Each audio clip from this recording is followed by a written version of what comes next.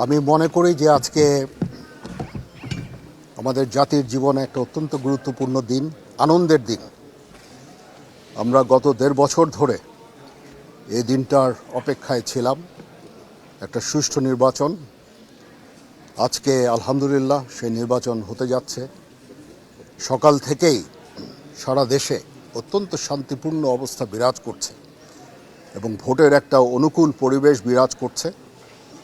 আমি সকালেই খবর নিয়েছি সারা বাংলাদেশের কোথায় কি হচ্ছে।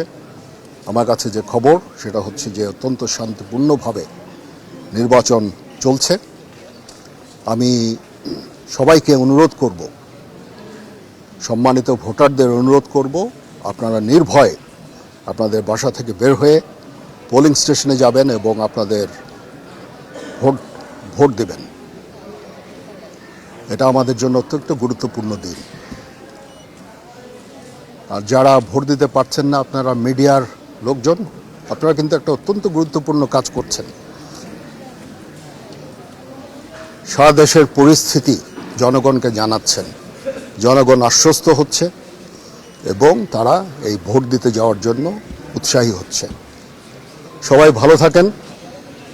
ইনশাআল্লাহ আমরা একটা সুষ্ঠু নির্বাচন সম্পন্ন করতে সম্ভব হব।